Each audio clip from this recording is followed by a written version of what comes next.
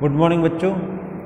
आज हम कक्षा 10 का जो गद्य खंड है, जो पाठ का सेक्शन है, पहला खंड है कविताओं का, जिसमें आपने पहले पाठ में पहली कविता पढ़ी थी, ठीक है। और ये है गद्य खंड, ये है गद्य खंड। इसमें देखिए बता दूं आपको, ये गद्य खंड है हमारा, ठीक है। तो इसका जो पहला पाठ है वो है नेताजी का चश्मा, ठीक। तो इसी को हम आज पढ़ने वाले हैं। इसके जो राइटर हैं, लेखक हैं, स्वयं प्रकाश जी हैं। स्वयं प्रकाश का जन्म सन 1947 में इंदौर में हुआ। मैकेनिकल इंजीनियर की पढ़ाई करके एक औद्योगिक प्रतिष्ठान में नौकरी करने वाले स्वयं प्रकाश का बचपन और नौकरी का बड़ा हिस्सा राजस्थान में बीता।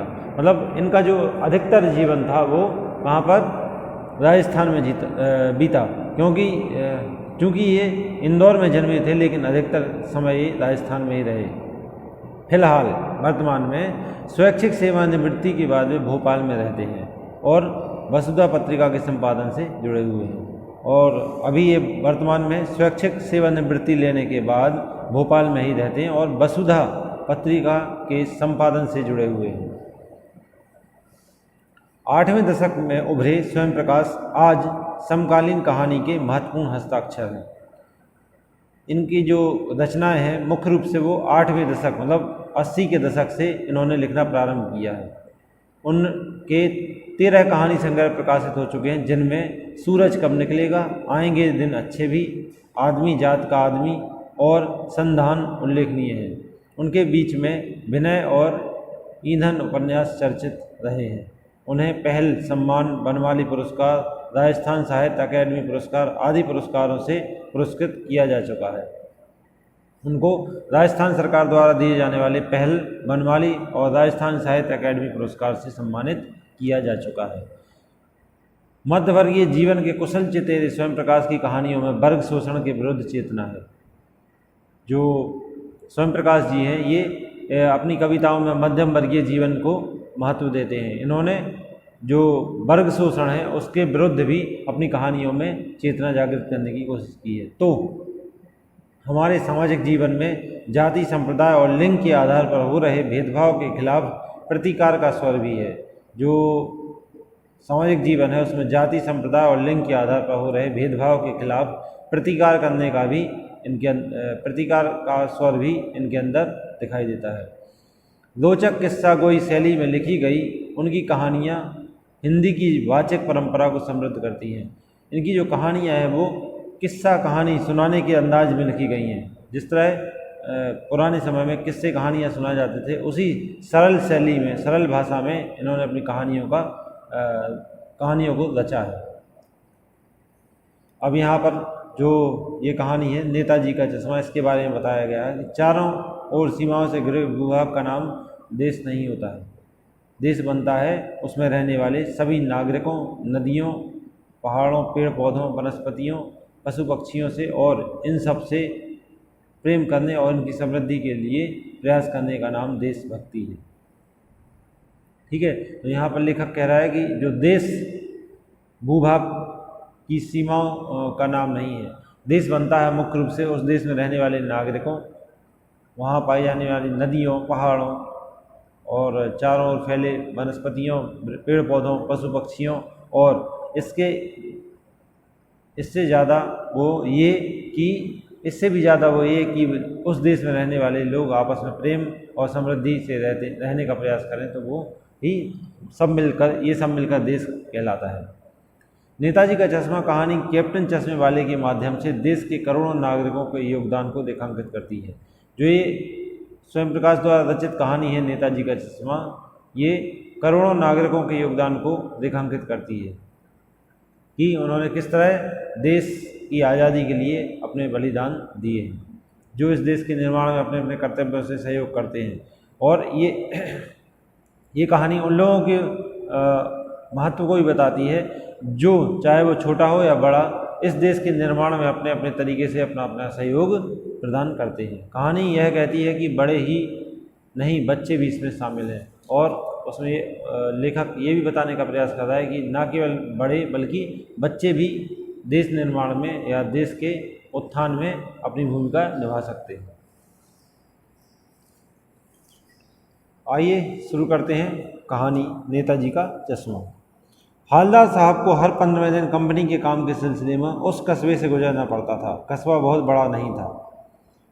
एक प्रतिष्ठित व्यक्ति रहते हैं हवलदार साहब। ये हर 15 दिन में एक छोटे से कस्बे से गुजरते हैं जो कि बहुत बड़ा नहीं है। कस्बा मतलब एक ऐसा स्थान जो ना तो शहर की श्रेणी में आता है, ना ही पूरी तरह से देहात होता है, ठीक है, या गांव होता है, उसको कस्बा कहा जाएगा। मतलब वहाँ पर मिलीजुली प्रतिक्रिया होती है विकास की। कुछ विकास पिछड़ा हुआ भी होता है और कुछ वो विकसित भी होता है वो स्थान।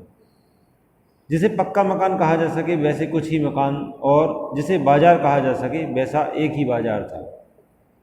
पक्के मकान वहाँ पर कुछ ही थे और बाजार के नाम पर केवल और केवल एक ही बाजार वहाँ पर था। कस्बे में एक लड़कों का स्कूल, एक लड़कियों का स्कूल, एक सीमेंट का छोटा सा कारखाना, 2 ओपन एयर सिनेमाघर और एक ठो नगर पालिका भी थी। लेखक कह रहा है कि यहाँ पर लड़कों के लिए एक अलग स्कूल था, एक लड़कियों के लिए अलग स्कूल था। उद्योग धंधों के नाम पर एक सीमेंट का छोटा सा कारखाना था और मनोरंजन के लिए एक ओपन एयर 2 सिनेमाघर थे तथा साफ सफाई और अन्य व्यवस्थाओं के लिए एक नगर पालिका भी थी। नगर पालिका थी तो कुछ ना कुछ तो काम हो ही जाया करता था। कभी कोई सड़क पक्की करवा दी जाती थी, कभी कुछ पेशाब घर बनवा दिए जाते थे, कभी कबूतरों की छतरी बनवा दी, तो कभी कभी सम्मेलन करवा दिया। इस तरह जो नगर पालिका थी वो छोटे मोटे काम करते हुए अपने आप को, अपने अस्तित्व को बचाए हुए थी, मतलब अपनी भूमिका निभा रही थी। इसी नगर पालिका के किसी उत्साही बोर्ड या प्रशासनिक अधिकारी ने एक बार शहर के मुख्य बाजार के मुख्य चौराहे पर नेताजी सुभाष चंद्र बोस की एक संगमरमर की प्रतिमा लगवा दी। इसी नगर पालिका के एक उत्साही बोर्ड या प्रशासनिक अधिकारी ने एक बार शहर के मुख्य बाजार के मुख्य चौराहे पर, जो शहर का मुख्य चौराहा था, उस पर नेताजी सुभाष चंद्र बोस की एक संगमरमर से बनी हुई प्रतिमा या मूर्ति लगवा दी। यह कहानी उसी प्रतिमा के बारे में है, बल्कि उसके भी एक छोटे से हिस्से के बारे में। ये कहानी उसी प्रतिमा या उसी मूर्ति के बारे में है और मूर्ति के भी एक छोटे से हिस्से के बारे में, जिसको आप आगे जानेंगे। पूरी बात तो आप पता नहीं, लेकिन लगता है देश के अच्छे मूर्तिकारों की जानकारी नहीं होने और अच्छी मूर्ति की लागत, अनुमान और उपलब्ध बजट से कहीं बहुत ज़्यादा होने के कारण काफ़ी समय ऊहापोह और चिट्ठी पत्री में बर्बाद हुआ होगा। यहाँ पर लेखक यह कहना चाह रहा है कि उसे, जहाँ से वो कहानी शुरू कर रहा है, उस मूर्ति के बारे में पूरी बात तो पता नहीं है, लेकिन लगता है कि देश के अच्छे मूर्तिकारों की जानकारी नहीं होने और मूर्ति की लागत, अनुमान और उपलब्ध बजट से कहीं बहुत ज़्यादा होने के कारण काफ़ी समय ऊहापोह और चिट्ठी पत्री में बर्बाद हुआ होगा। काफ़ी ज़्यादा समय जो है वो ऊहापोह, मतलब ये करें कि वो करें, यह सोचने में, और जो अधिकारी हैं, उच्च अधिकारी हैं, उनके साथ पत्र व्यवहार करने में भी बर्बाद हुआ होगा। बोर्ड की शासनावधि समाप्त होने की घड़ियों में किसी स्थानीय कलाकार को ही अवसर देने का निर्णय किया गया होगा और इस मूर्ति के बनाए जाने के आदेश से पहले जो बोर्ड है उसकी शासनावधि समाप्त होने की घड़ियों में, मतलब उस बोर्ड का जो कार्यकाल है वो समाप्त होने वाला होगा और उसी अंतिम घड़ियों में किसी स्थानीय कलाकार को ही अवसर देने का निर्णय लिया गया होगा। उसी अंतिम घड़ियों में किसी जो स्थानीय कलाकार है, वहाँ का लोकल कोई कलाकार है जो मूर्ति बनाना जानता होगा, उसको ही जल्दी से ऑर्डर दे दिया गया होगा और अंत में कस्बे के इकलौते हाई स्कूल के इकलौते ड्राइंग मास्टर, मान लीजिए मोतीलाल जी को ही यह काम सौंप दिया गया होगा। और अंत में लगता है कि कोई ना मिला होगा कलाकार, तो इकलौते कलाकार, कस्बे के इकलौते कलाकार मास्टर मोतीलाल जी को ये काम सौंप दिया गया होगा, जिनसे यह कहा गया होगा कि आपको महीने भर में ही मूर्ति तैयार करनी है, ठीक है। और उन्होंने भी इस मूर्ति को महीने भर में ही तैयार करके पटक देने का विश्वास दिलाया होगा, मतलब उन्होंने इस बात की गारंटी दी होगी कि ये मूर्ति जो है आपको महीने भर में मैं तैयार करके कैसे भी दे दूंगा। जैसा कि कहा जा चुका है, मूर्ति संगमरमर की थी। टोपी की नोक से कोट के दूसरे बटन तक कोई 2 फुट ऊंची। जो टोपी की नोक थी वहाँ से लेकर कोट के दूसरे बटन तक लगभग 2 फुट ऊंची, जिसे कहते हैं बस्ट। ठीक है, इस तरह की मूर्ति को क्या कहा जाता है? बस्ट। और सुंदर थी, मतलब ये जो मूर्ति थी वो बहुत सुंदर थी। नेताजी सुंदर लग रहे थे, कुछ कुछ मासूम और कमसिन, और कुछ कुछ मासूम और कमसिन भी लग रहे थे मूर्ति में। वो फौजी वर्दी में थे। मूर्ति को देखते ही दिल्ली चलो और तुम मुझे खून दो आदि वगैरह, मतलब होता है आदि, याद आने लगते थे। जैसे ही कोई मूर्ति को देखता और उसको पहचानता था, वो यह जान लेता था कि ये नेताजी सुभाष चंद्र बोस की मूर्ति है। और उनसे जुड़े हुए नारे जो उन्होंने आज़ाद हिंद फौज के तत्वाधान में दिए थे, वो ये थे कि दिल्ली चलो और तुम मुझे खून दो और मैं तुम्हें आज़ादी दूंगा। इस तरह उनकी मूर्ति को देखकर यह नारे याद आ जाया करते थे। ठीक है, इस दृष्टि से यह सफल और सराहनीय प्रयास था। इस दृष्टि से कहा जाए कि जो उनका आज़ादी, देश को आज़ाद कराने में या देश की आज़ादी में उनका जो महत्व है बहुत सराहनीय था। तो उनको सम्मान देने की दृष्टि से कहा जाए तो यह काम बहुत ही अच्छा माना जाएगा कि किसी ने तो इस बारे में सोचा कि ऐसे महान व्यक्ति की प्रतिमा या मूर्ति स्थापित की जाए। केवल एक चीज़ की कसर थी जो देखते ही खटकती थी। अब लेखक यहाँ कह रहा है कि मूर्ति को देखकर केवल एक चीज़ की कमी उसमें दिखाई देती थी, वो ये थी कि नेताजी की आंखों पर चश्मा नहीं था। यानी चश्मा तो था लेकिन संगमरमर का नहीं था। मतलब नेताजी की आंखों पर संगमरमर का चश्मा नहीं बनाया गया था। मूर्ति तो संगमरमर की थी लेकिन उस पर चश्मा जो है वो संगमरमर के पत्थर का नहीं था। संगमरमर मतलब मार्बल या फिर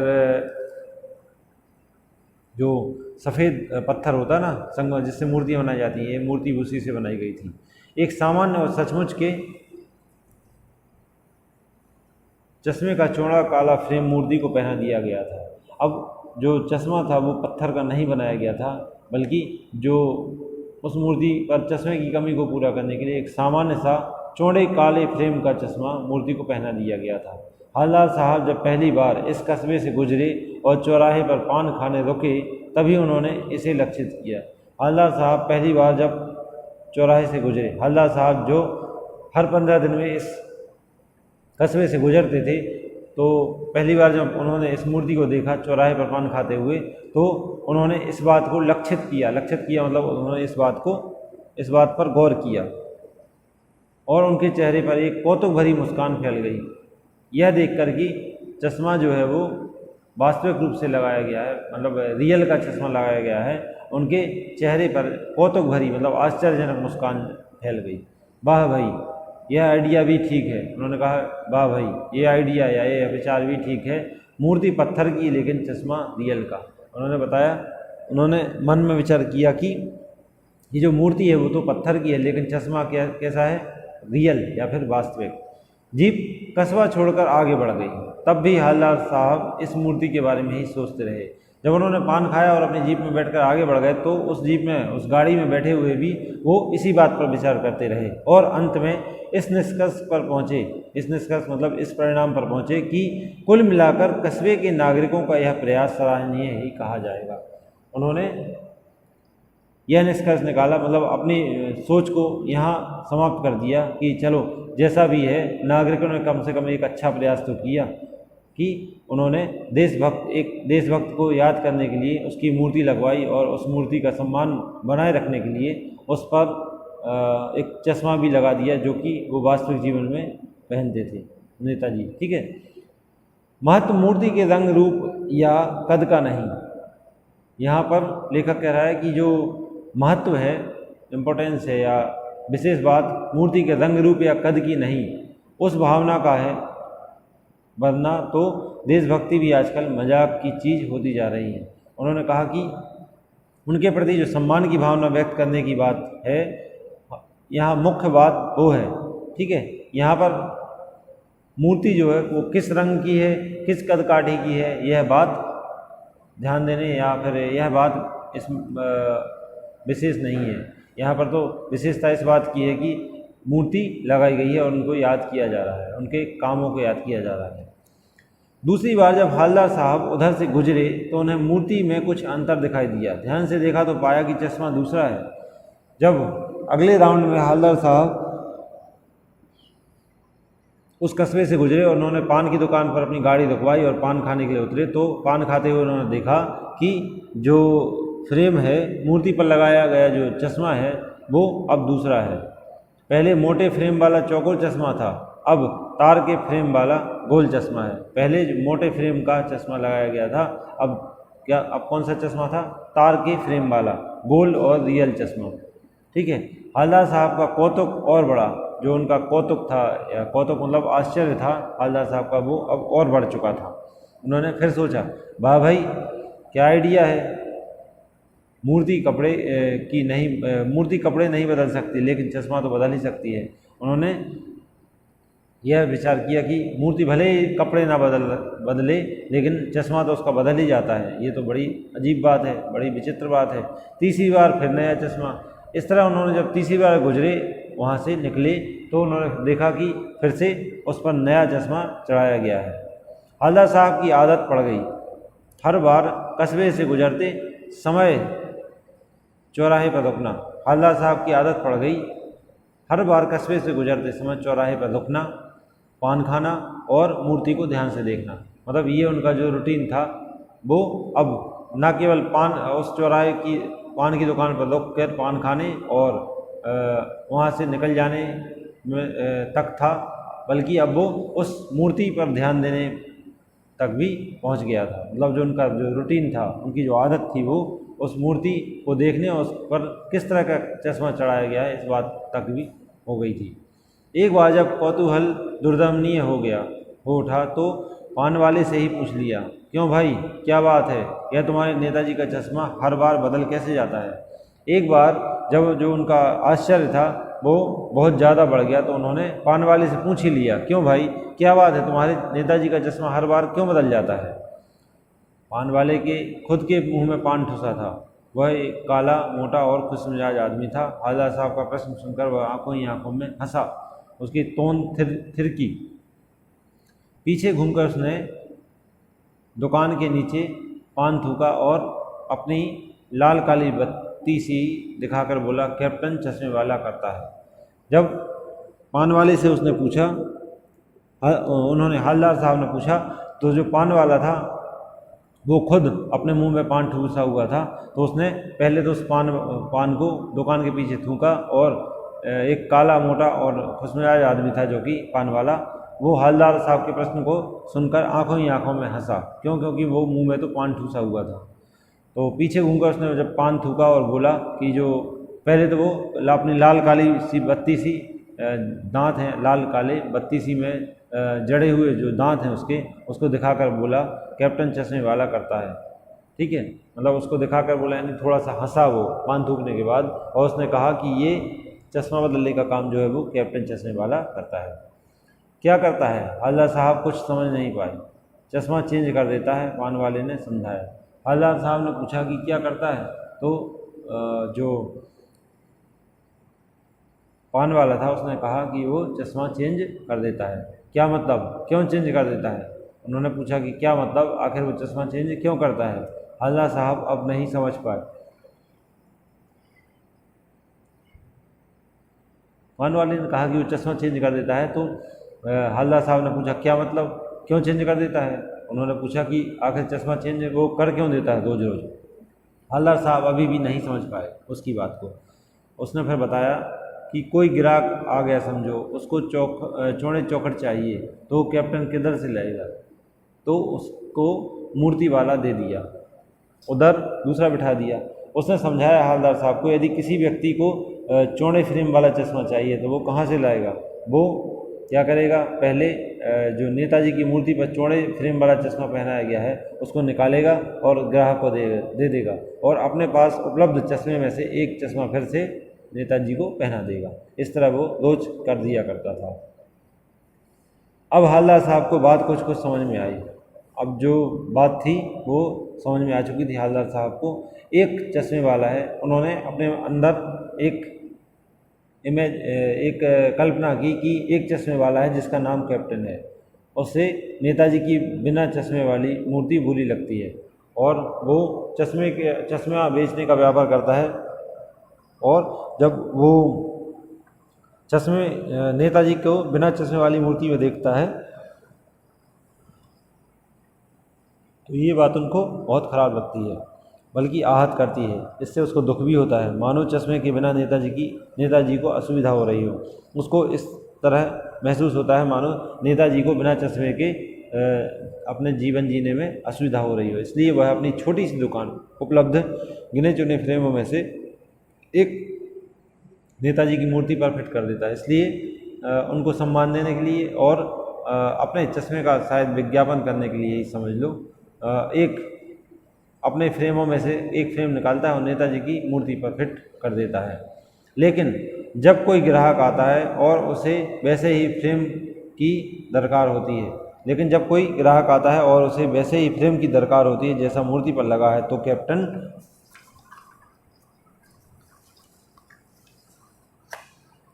कैप्टन चश्मे वाला मूर्ति पर लगा फ्रेम संभवतः नेताजी से क्षमा मांगते हुए लाकर ग्राहक को दे देता है और बाद में नेताजी को दूसरा चश्मा या दूसरा फ्रेम लौटा देता है। वाह भाई, खूब, क्या आइडिया है। और ये सोचकर वो बोलते हैं कि वाह भाई क्या खूब आइडिया है। मतलब ये जो हवलदार साहब हैं उस कैप्टन की प्रशंसा करते हैं और कहते हैं कि क्या आइडिया बनाया है इसने भी। रोज़ एक तो नया चश्मा भी हो जाता है नेताजी को, और दूसरा यदि उसी चश्मे को लेने वाला कोई ग्राहक आ जाता है तो वो निकाल कर दूसरा चश्मा चढ़ा दिया जाता है।